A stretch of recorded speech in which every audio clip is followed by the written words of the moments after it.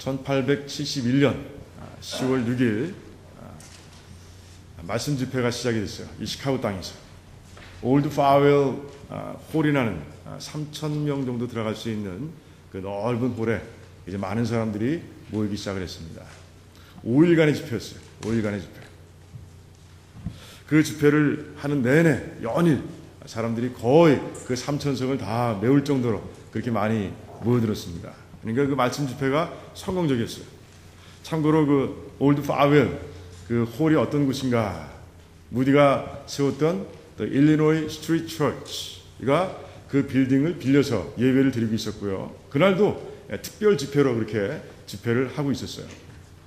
시카고의 대화재가 일어난 후에는 이제 무디와 그 교인들이 그 부지를 사서 이제 지금 있는 무디 바이블 처치를 지금까지 이루고 있습니다. 바로 그것이 바로 올드 파웰 홀이라는 그런 곳이었어요.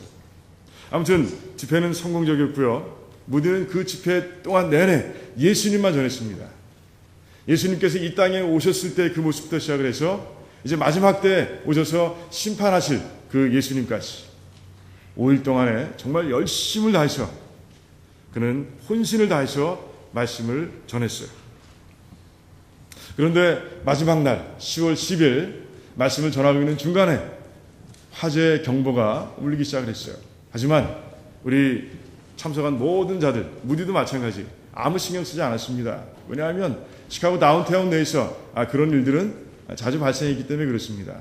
그런 화재 경보는 뭐 일주일에 한 번, 뭐 가끔 듣는 그런 소리였습니다. 그래서 아무 그런 동요 없이 그리고 예배를 다 마쳤습니다. 그러고 나서 이제 말씀을 마친 후에 이제 마지막 날이니까 무디가 얘기했습니다. 여러분들 이제 여러분들이 들은 예수님을 가슴에 품고 집으로 돌아가시기 바랍니다. 그리고 다음 주일이 올 때까지 묵상하시고 그리고 다음 주일에 다시 이 자리에 모여서 우리 예수님을 향해서 우리가 어떤 삶을 살아가야 할지 우리 결단하고 얘기를 나누는 그런 시간을 갖도록 하겠습니다. 라고 이제 보냈습니다. 굉장히 리즈너블한 그런 서제스션, 그런 제안인 것 같습니다. 하지만 무디는 그날 밤에 그 자신의 그 선포, 다음 주일까지라는 이 단어를 평생 후회했어요. 그가 한 그 말 중에서 가장 어리석은 그런 말이었다고 무디는 나중에 그렇게 소회하고 있습니다. 왜 그랬을까요? 그 화재 경보는 시카고 화재를 알리는 그런 빵빠레였어요. 며칠 사이에 올드 파이어 홀은 다 불에 타고 없어지고 말았습니다. 사람들은 다음 주일이 됐을 때 모이지 못했습니다. 빌딩이 없어요. 모일 장소가 없습니다. 다 새까맣게 잿더미로 변해버린 시카고를 바라보면서 망연자실하게 그렇게 시간들을 보내고 말았던 것이에요. 5일 동안 열심히 집회했던 5일 동안 열심히 선포했던 그 예수 그리스도 3,000명이나 모였고 그래서 사람들의 마음속에 강하게 심겨졌던 예수 그리스도 그 메시지는 그 시카고 대화재에 휩쓸려서 빌딩이 사라져버리듯이 그들의 가슴 속에서 그 메시지도 사라져버리고 만 것이에요. 무디는 그래서 후회했던 것이에요. 평생을 후회했습니다. 그 순간을. 그래서 다음 집회부터는 무디는 다 절대로 연장하지 않았습니다. 절대로 다음에라는 이런 단어는 사용하지 않았습니다. 말씀을 전한 즉시 그는 알터콜, 예수님을 영접하는 시간을 꼭 만들어서 그는 집회를 진행을 했어요. 그래요. 그렇습니다. 우리 신앙생활에 있어서 다음에라는 말은 없어요. 내일 하지 이런 건 없습니다. 오늘 말씀에 등장하는 대로 즉시로 하나님께서 감동을 주시면 하나님께서 말씀을 주시면 하나님의 뜻을 깨달으면 즉시로 달려가야 되는 것이 바로 우리 신앙의 모습이 된다는 것이에요. 여러분 어제가 아닌가요? 오늘인가요? 오늘 새벽에 말씀을 전할 때 제가 이 똑같은 본문을 가지고 즉시로 1탄을 제가 말씀드린 적이 있습니다. 그 1탄에서는 우리가 무엇을 배웠습니까? 즉시로 잊어야 될 것, 즉시로 버려야 될 것에 대해서 우리가 세 가지를 우리가 배웠어요. 그 즉시로 잊어버리거나 버리지 않는다면 우리 믿음의 경주, 그 세 가지 발목 잡혀서 우리는 더 이상 나갈 수 없게 될지도 모른다고 제가 오늘 새벽에 말씀을 드렸습니다. 그 세 가지 시간이 너무 오래 지나서 다 이루어졌을까봐 한번 확인해 봅니다. 첫 번째가 뭡니까? 죄! 기억하시네요. 죄를 없애야 되는 거예요. 죄를 짓는 순간 즉시로 회개하고 바로 잊어버리는 그런 삶을 살아야 여러분들은 믿음의 경주를 감당할 수 있게 되는 것이에요. 두 번째, 좀 어려울 텐데 뭡니까? 네, 맞습니다. 다 아시네요. 하나님의 뜻과 나의 뜻이 충돌될 때 무엇을 버려야 돼요? 나의 뜻을 과감하게 즉시로 버릴 수 있는 그런 삶을 살아야 된다고 말씀드렸어요. 자, 세 번째, 점점 어려워지죠? 무엇입니까? 그렇습니다. 지금까지 내가 이룬 업적은 다 잃어버려야 된다고 말씀을 드렸어요. 거기에 묶여서 내가 이렇게 했는데, 나는 이런 사람인데 라는 순간 우리는 이제 더 이상 믿음의 경주를 감당할 수 없는 그런 게으른 자, 안주하는 자로 전락하고 만다고 말씀을 드렸습니다. 그래요. 즉시로 버려야 될 것. 오늘 새벽에 말씀을 드렸습니다. 자, 오늘은 무엇에 대해 말씀드리는가? 즉시로 행동에 옮겨야 할 것에 대해서 말씀을 드리는 것이에요. 우리는 아까 말씀드린 것처럼, 처음에 시작했던 것처럼 우리는 정말 하나님의 뜻, 하나님의 말씀이라면 그 즉시로 행동에 옮길 수 있는 그런 믿음의 사람들이 되어야 한다는 것이에요. 오늘 말씀 한번 보시기 바랍니다. 오늘 이 20절에 나와 있는 그 바울의 모습, 지금 사울이라고 되어 있죠. 하지만 나중에 바울로 이름을 바꿉니다. 그 바울의 모습을 보시기 바랍니다. 즉시로 각 회당에서 예수의 하나님의 아들이심을 전파하니라고 되어 있습니다. 어메이징합니다. 이 사울이 이 다메섹에 오기 전까지, 다메섹을 향해서 떠날 때의 그 목적을 여러분들이 가만히 생각해 보면 이건 엄청난 변화인 것이에요. 어메이징하다고밖에 얘기할 수 없는 그런 변화입니다. 원래 어떤 목적으로 왔다고요? 다메섹에 있는 교회를 이제 박해하고 핍박하고 없애기 위해 바울은 이곳으로 출발했던 것이에요. 아마 미리 소문을 들은 사람이 있을 겁니다. 미리 소식을 들은 회당의 사람들도 있었을 거예요. 자, 이제 사울이 오면 이제 우리의 눈에 가시 같은 이제 교회는 박살이 나고 말 것이야 라고 아마 미소를 지으면서 그렇게 기다리고 있었을 겁니다. 그 기다렸던 사울이 이제 회당에 들어오는 순간 아마 어쩌면 마음속으로 박수를 쳤는지도 모르겠어요. 야, 이제 왔구나. 드디어 왔어.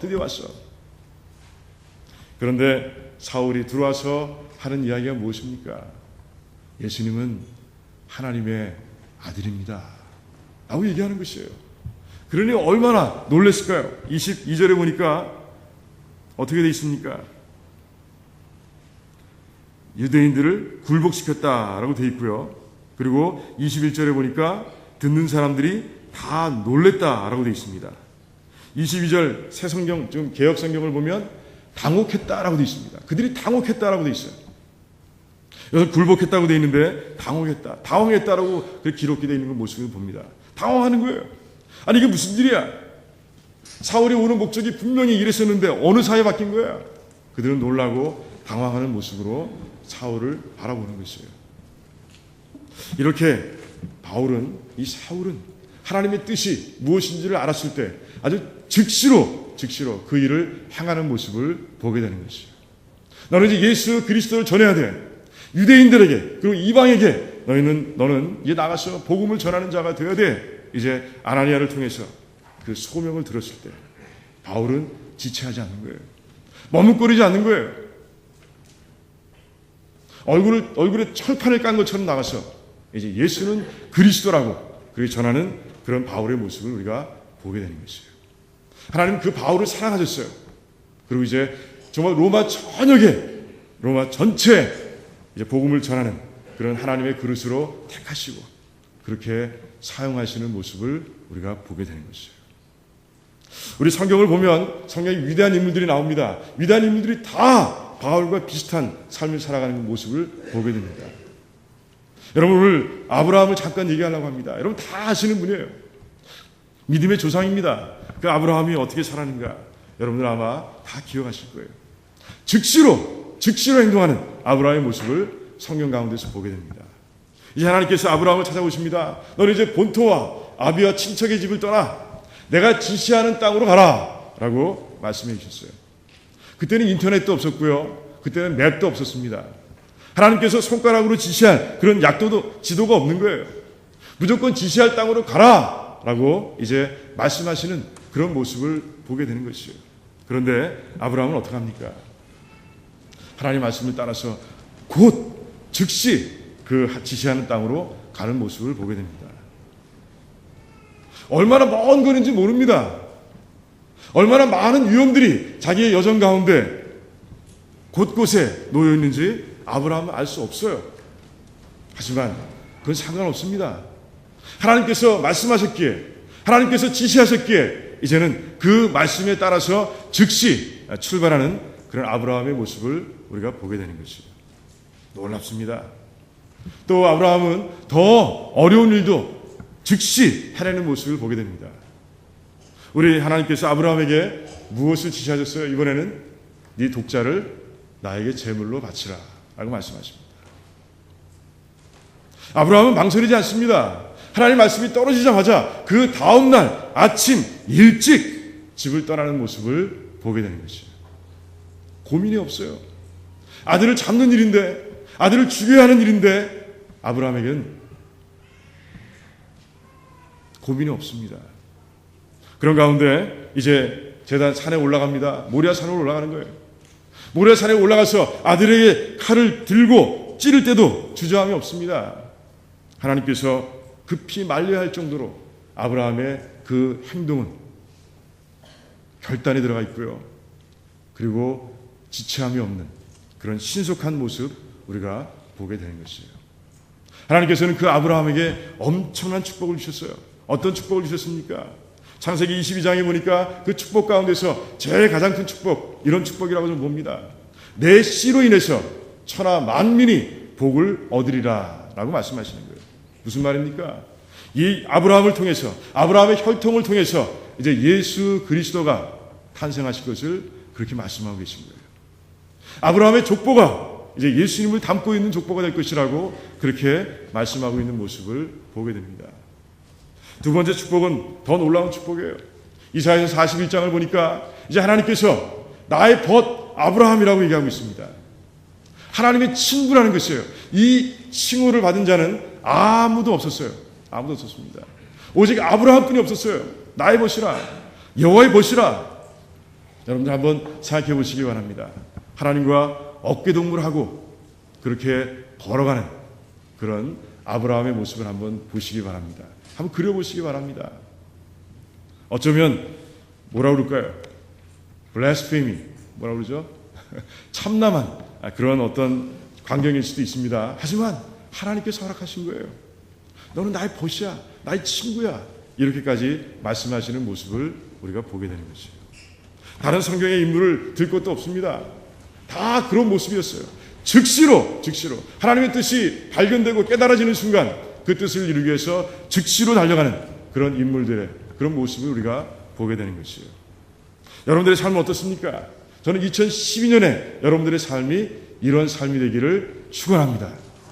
하나님의 말씀이 들려지면, 깨달아지면 우리는 즉시 행동으로 옮기는 그런 귀한 백성들이 되시기를 주님의 이름으로 축원드립니다. 그런데 그들에게 하나님께서는 축복을 주십니다. 아까 말씀드렸죠? 그 축복들, 많은 축복들 가운데서 우리가 두 가지만 정리해서 보고 싶은 그런 축복이 있습니다. 어떤 축복입니까?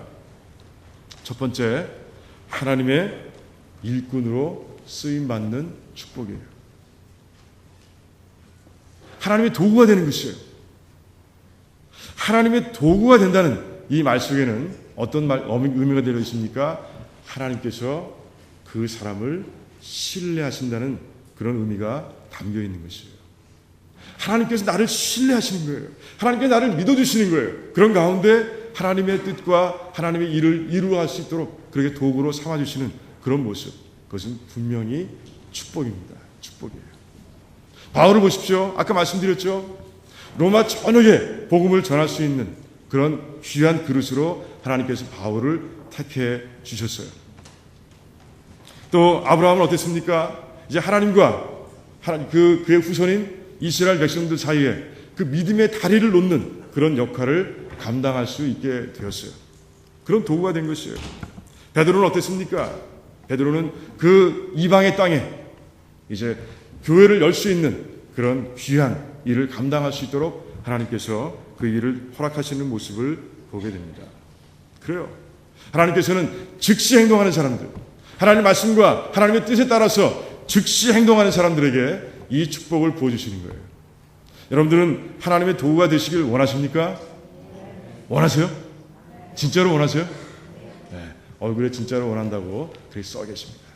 2012년 내내 그렇게 하나님의 신뢰 가운데서 하나님의 일을 감당해가는, 끊임없이 주어지는 그 일들을 정말 충성되게 감당해가는 그런 복된 성도들이 다 되시기를 주님의 이름으로 축원드립니다. 자, 두 번째 축복은 무엇인가? 그래요. 하나님께서 함께 해주시는 거예요. 그들과 함께 해주십니다. 하나님께서 함께 해주신다는 그 뜻 가운데서, 그 말 가운데서 어떤 의미를 발견할 수 있는가? 그것은 하나님의 능력이 그들의 삶과 함께 하신다는 것이에요. 하나님의 성품, 그 전지하심과 전능하심과 신실하심과 이 모든 성품이 그들의 삶 가운데 함께 하신다는 것을 오늘 말씀 가운데서 우리가 보게 되는 것이에요. 바울이 어땠습니까? 바울이 복음을 전하러 다닐 때마다 하나님께서는 함께 해주셨어요. 그런 가운데 하나님의 놀라우신 능력을 바울은 매 선교 현장에서 체험하는 모습을 보게 됩니다. 병든 자가 기도할 때마다 일어납니다. 귀신 들린 자가 그 속에서 귀신이 쫓겨나는 그런 모습을 바울은 직접 보게 되는 것이에요. 기도하는 가운데, 그가 외치는 가운데 그런 일들이 일어나는 것이에요. 다윗은 어떻습니까? 다윗은 그 자기의 3배가 되는 그런 골리앗, 그 거인을 돌멩이 하나로 제압하고 무너뜨리는 그런 모습을 우리가 보게 되는 것이에요. 아브라함은 어떻습니까? 마찬가지예요. 이제 경수가 다 끊어져서 죽은 자와 같은 몸이 된 그런 사라의 몸에서 이제 하나님의 약속인 이삭을 얻게 되는 겁니다. 하나님의 함께 하심이 없으면, 하나님께서 함께 하시는 것이 없으면 그런 일들이 일어날 수가 없는 거예요. 즉시 행동하는 자, 하나님의 뜻이라면 즉시 일하는 자, 그들에게 이런 축복이 임하는 것이에요. 여러분들 이런 축복을 누리시길 원하십니까? 아니에요? 그래요. 다 원하실 거예요. 내 삶 가운데 임하신 하나님, 그래서 정말 놀라운 능력으로 역사하시는 하나님을 여러분들을 다 만나보고 싶으실 거예요. 2012년이 그런 해가 되길 원합니다. 정말 열심으로 하나님의 일을 감당하는 가운데, 즉시 하나님의 일을 감당하는 가운데 이런 놀라운 축복, 하나님께서 함께 하심의 축복을 여러분들이 다 올해 누리시기를 주님의 이름으로 축원드립니다. 그런데 이제 어떤 분들은 이렇게 물으실 거예요. 어떻게 즉시 우리가 행동합니까? 그게 하나님의 뜻인지, 그게 하나님의 말씀인지 어떻게 분별해서 즉시 행동합니까? 만약에 하나님의 말씀이 아니고 하나님의 뜻이 아니라면 그건 잘못된 거 아닙니까? 라고 이렇게 물어보는 그런 성도님들도 있을지 모르겠어요. 좋은 질문입니다. 좋은 질문이에요. 내가 어떻게 그 일을 감당합니까? 라고 물어보는 것은 항상 좋은 질문이에요. 저는 지금 즉시 행동하라고만 말씀드렸어요. 하나님의 뜻이라면, 하나님의 말씀이라면 즉시 행동하라고만 제가 말씀드렸습니다. 그래요. 그런 질문을 얼마든지 가질 수 있는 거예요. 그럼 어떻게 분별할 수 있습니까? 이렇게 물어봐야 되는 거예요. 어떻게 분별합니까? 하나님의 말씀인 것을, 하나님의 뜻인 걸 어떻게 분별합니까? 어떻게 분별할 수 있어요? 무엇이 키예요? 네, 하나님과의 관계가 분명한 사람들은 하나님의 뜻을 구별해낼 수 있어요. 여러분들 왜 부모님들이 말씀하시면 듣습니까? 왜 그래요? 그분이 나를 낳아주시고 나를 길러주신 분이라는 것을 분명히 알기 때문에 그분이 말씀하시면 우리는 듣는 거예요. 순종하는 것이고 정말 하려고 최선을 다하는 것이에요. 맞죠? 옆집 아저씨가 일 시키면 하겠어요? 안 할 거예요. 부모님이 말씀하시기 때문에 우리는 행동하는 것이에요. 학교에서도 요즘은 많이 선생님의 권위가 추락했다고 하지만 그래도 제가 있을 때만 해도, 제가 다닐 때마다 해도 선생님의 말씀이라면 하늘 같은 거예요. 들어야 되는 거예요. 따라야 되는 거예요. 순종해야 되는 거예요. 왜? 그분이 나의 선생님이신 것을 내가 알기 때문에 그런 거예요. 내가 정말 하나님이 어떤 분이신지 안다면, 나에게 내 삶에 하나님이 어떤 의미인지를 우리가 분명히 안다면 우리는 하나님의 말씀을 깨달을 수 있고요. 하나님의 뜻을 위해서 우리는 정말 즉시로 행동할 수 있는 그런 사람들이 될 수 있는 것이에요. 저는 여러분 2012년 동안 한 해 동안 정말 하나님과 이 관계를 깊이 하는 그런 여러분들이 되시길 바랍니다. 하나님이 어떤 분이신지, 나에게 어떤 의미가 있는 분이신지 여러분들 그렇게 분명하게 깨닫고, 그래서 하나님의 뜻을 분별해낼 수 있는 그런 귀한 분들이 되시기를 주님의 이름으로 축원드립니다. 그래 또 묻습니다. 또 이렇게 물을 거예요. 그러면 하나님과의 관계는 어떻게 세워가는 겁니까? 이렇게 물으실 거예요. 그러면 여러분 어떻게 대답하시겠어요? 딱 두 가지. 늘 두 가지. 여기에 우리는 닿게 됩니다. 뭐예요? 말씀과 기도입니다. 그래요. 말씀과 기도예요. 그래서 2012년도 여러분 말씀을 깊이 또 많이, 그리고 그렇게 묵상하시기 바랍니다. 많이 읽으세요.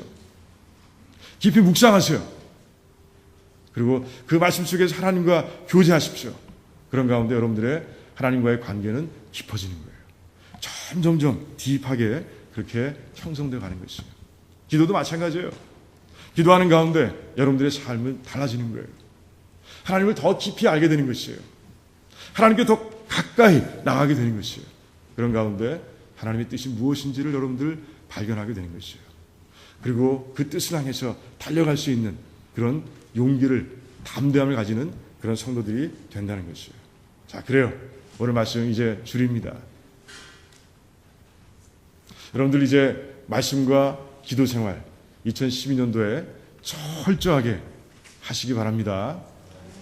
작심 3일이 되지 마시기 바랍니다. 작심 한 달도 안 돼요. 작심 2달도 안 돼요. 작심 1년 12달 이렇게 돼야 합니다. 그래서 말씀 열심히 읽으시고 묵상하시고 그런 가운데 하나님과의 관계를 깊이 하시고, 작년에는 하루에 1시간 기도하자고 제가 말씀드렸어요. 그죠? 기억나세요? 2012년도에는 몇 시간? 1시간만 하세요. 올해 1시간도 다 못하셨잖아요. 매일매일 1시간씩 올해는 꼭 약속을 지키시기 바랍니다. 1년 내내 매일매일 1시간씩 기도하는 그런 성도님들이 되시기를 정말 바랍니다. 다 아멘 하셨어요? 그래서 정말 하나님과의 관계를 깊이 하시고요. 그런 가운데 정말 하나님께서 나에게 맡겨주신 일이 뭔가 깨달은 삶이 되길 원합니다.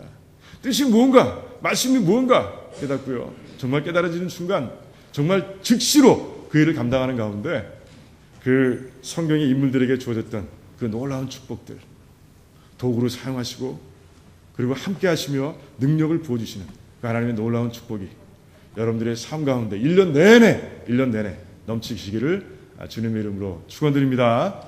기도하겠습니다.